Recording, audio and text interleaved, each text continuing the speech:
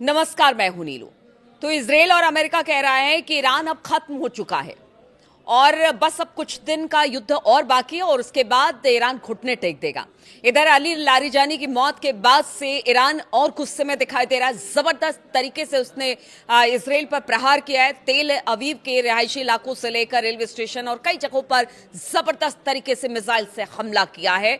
बर्बादी इजराइल में भी खूब हो रही है, लेकिन इसके बावजूद अमेरिका और इजराइल यानी नेतन्याहू और ट्रंप का कहना है कि सब कुछ खत्म हो गया है, अब बहुत कुछ ईरान में नहीं बचा है, बहुत जल्द हम इस युद्ध को जीत लेंगे। लेकिन आप ये समझिए कि ईरान में से बर्बादी नहीं हो रही है, बल्कि अमेरिका किस तरह से बर्बाद हो रहा है। अब तो क्रूड ऑयल के प्राइसेस भी अमेरिका में बढ़ गए हैं। वहां पर दाम बढ़ने के बाद जबरदस्त गुस्सा है।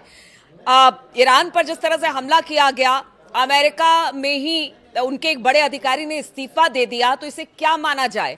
ईरान ने जिस तरह से नुकसान अमेरिका और इजराइल में मचाया है, उसकी कुछ बानगी हम आपको दिखाते और बताते हैं कि किस तरह से अमेरिका को भारी नुकसान हुआ है। और अगर ये लड़ाई लंबी चलती है तो आप सोचिए, मिड टर्म चुनाव होने हैं, ट्रंप को उसमें उतरना है, एक पूरा लेखा जोखा इस युद्ध का रखना है अपनी जनता के सामने।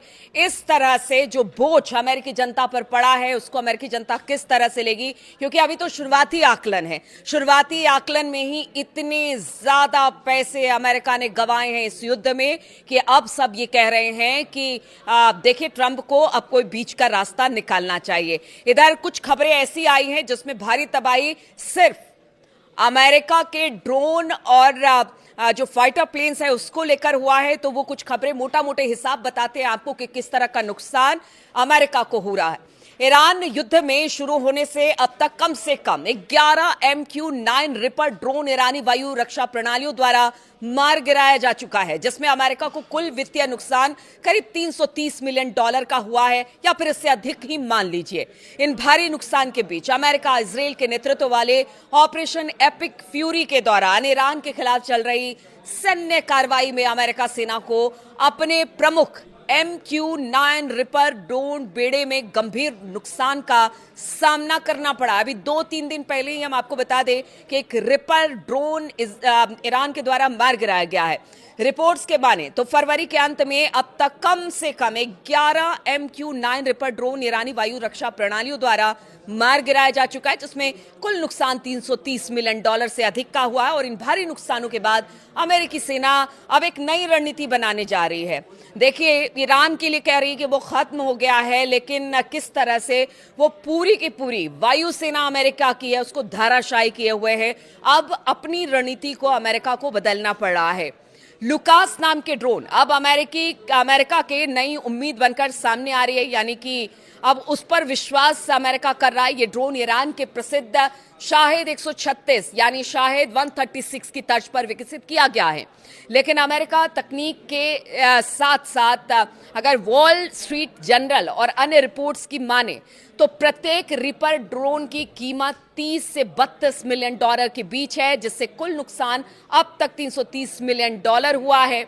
और ये बहुत ज्यादा होता है। मूल रूप से आतंकवाद विरोधी अभियानों के लिए डिजाइन किए गए धीमी गति वाले ड्रोन बताया जाता है कि ईरान की उन्नत वायु रक्षा प्रणाली जैसे कि MS-300 और खोरदाद 15 के सामने बेहद कमजोर साबित हो रहे हैं, जो अमेरिका के रिपर ड्रोन है। लेकिन इतनी कीमत आप सोचिए कि कितनी जबरदस्त है, कितना नुकसान अमेरिका को हो रहा है। अब रिपर ड्रोन पर किस तरह से ईरान के मिसाइलें या ड्रोन से हमला हुआ और किस तरह से वो धराशायी हुआ, वो बेकार हो गया, कुछ प्रमुख घटनाएं आपको बताते हैं।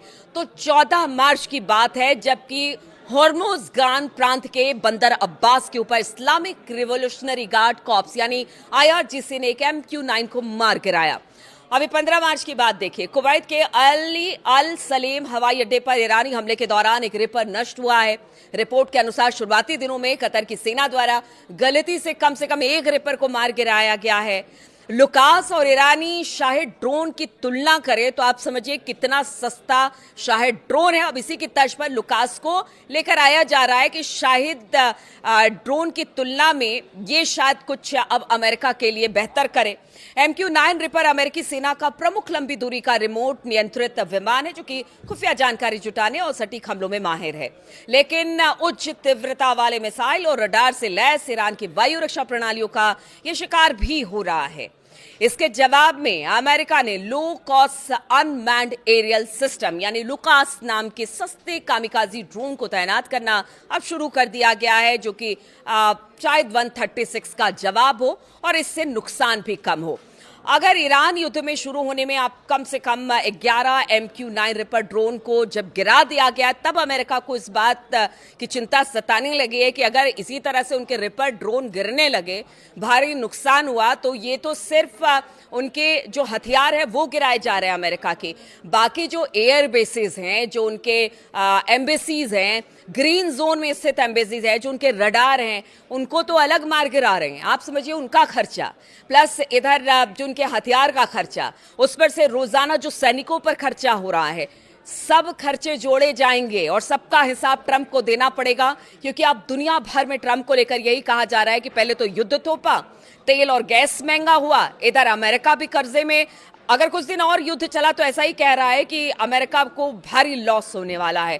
ऐसे में कुछ नई नई तकनीकें लेकर आ रहे हैं जिससे थोड़ा नुकसान कम हो, लेकिन अगर ये लंबा खिंचता है तो अमेरिका को नुकसान होगा और इसका पूरा ठीकरा जो है वो डोनाल्ड ट्रंप पर फोड़ा जाएगा। इस युद्ध को शुरू करने में खुद उनके लोग ही अब कह रहे हैं कि भाई अब यहां से बाहर निकलिए, इजराइल का साथ अगर आपने लंबे समय तक दिया तो फिर इजराइल जो है वो अमेरिका को डुबो देगा।